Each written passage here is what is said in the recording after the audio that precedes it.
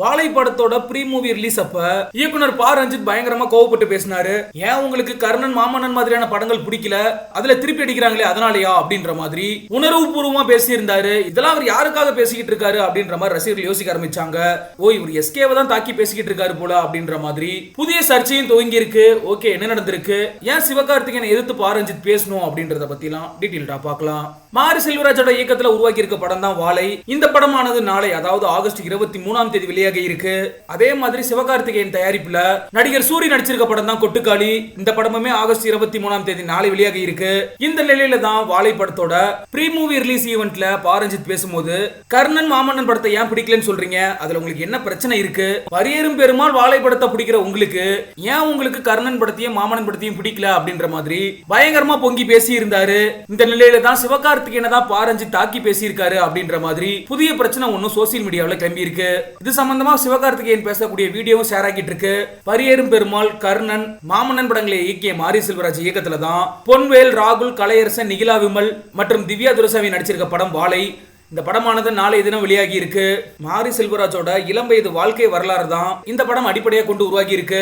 பரியேறும் பெருமாள் படம் பிடிக்கும், அதுக்கப்புறம் வாழை படம் சில பேர் பிடிக்கும்னு சொல்றாங்க. அவங்கள பார்த்து நான் கேட்கிறேன், அப்ப கர்ணன் மாமன்னன் படங்களா மொக்க படங்களா?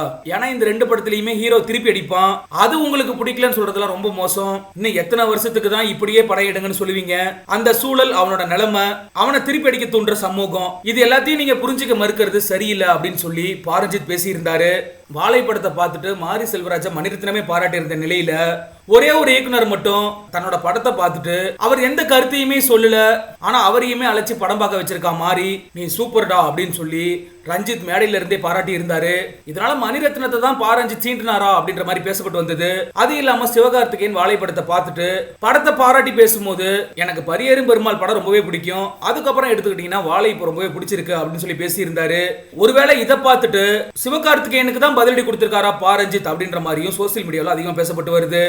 ஏன் பா ரஞ்சித் விமர்சனங்களை ஏத்துக்கவே மாட்டேங்கிறாரு, அந்த மனநிலை அவருக்கு இல்லையா அப்படின்ற மாதிரி இன்னொரு தரப்பும் பா ரஞ்சித்துக்கு எதிராக விமர்சனங்களை முன்வைக்கிறாங்க. ஏன்னா எந்த ஒரு படத்தையும் பிடிக்கலன்னு சொல்றதுக்கு எல்லோருக்குமே உரிமை இருக்கு. இத பா ரஞ்சித் தான் புரிஞ்சுக்கணும் அப்படின்னு சொல்லியும் பா ரஞ்சித்தை பயங்கரமா ட்ரோல் பண்ணிக்கிட்டு இருக்காங்க. சிவகார்த்திகேயனோட தயாரிப்புல வினோத்ராஜ் இயக்கி இருக்க படம் தான் கொட்டுக்காளி. இந்த படத்தோட தான் நாளைய தினம் வாழை படமும் ரிலீஸ் ஆகி இருக்கு. இந்த ரெண்டு படங்களுக்கு இடையே போட்டி இருக்கிறதுனால தான் இயக்குனர் பா ரஞ்சித் நடிகர் சிவகார்த்திகேயனை தாக்கி பேசி இருக்காரா அப்படின்ற மாதிரி கேள்விகளும் எழும்பி இருக்கு. எது எப்படியோ மிகவும் எதிர்பார்க்கப்பட்ட சிறந்த இயக்குநர்களோட ரெண்டு படம் வெளியாகுது. மாரி செல்வராஜ் இயக்கத்துல வாழை திரைப்படமும், இயக்குனர் வினோத்ராஜ் இயக்கத்துல நடிகர் சூரி நடிச்சிருக்க படமான கொட்டுக்காளி திரைப்படமும் வெளியாக இருக்கு. நீங்க உங்களோட கருத்துக்களை பதிவு பண்ணுங்க. உங்களோட சாய்ஸா எந்த படம் இருக்கும், கொட்டுக்காளியா இல்ல வாழையான்ற உங்களோட கருத்துக்களை